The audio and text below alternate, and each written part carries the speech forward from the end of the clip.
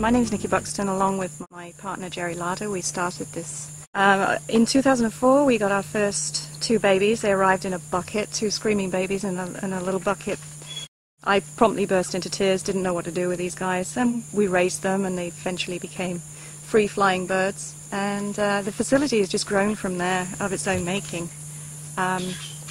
We have now several large enclosures. We've got 48 birds in right now. We've been releasing for the last 8 years in this location. Most of our birds are actually red lords and white-fronted parrots. They mostly come through the forestry department or voluntary surrenders.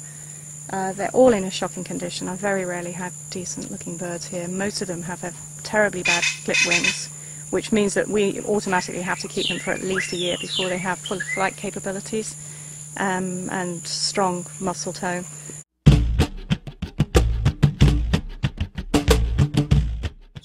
All in all, that is our mission, is to get as many of the ex-caged birds back out into the wild where they belong, making babies for Belize.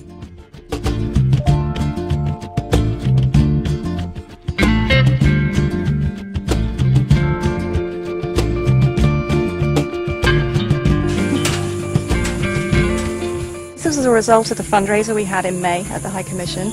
We raised $6,000, which covered the materials, and then an organisation called Trek Force, who are a group of volunteers that come over from the UK on a gap year, came and they wanted a small task for 5 days, and the only thing I really needed was this. So I said, how about a large task, and can you stay for 2 weeks? And bless them, they did, and they got this up literally the day they were leaving. We threw the birds in and they saw the yellowheads flying up, which was just a wonderful thing. Brought tears to the eyes, because these guys have not been able to fly ever in their lives, and now they have all this space. It's incredible.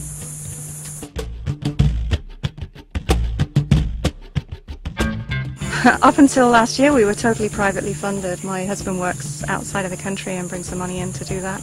And we've opened a small hotel in town which has 6 rooms that we use. We say 50% of the funds go directly towards the birds, but in actual fact it's probably nearer 90%.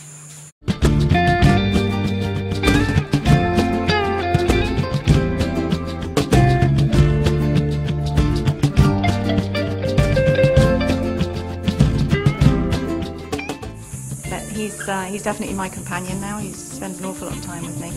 And he spends a lot of time out in the trees as well. He's fully flighted, he's free to leave whenever he likes, and he chooses to stay.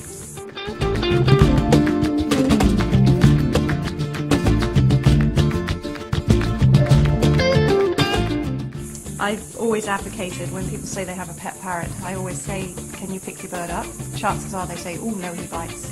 And to me that's not a pet, that's a wild bird in a cage that needs to go back to the wild.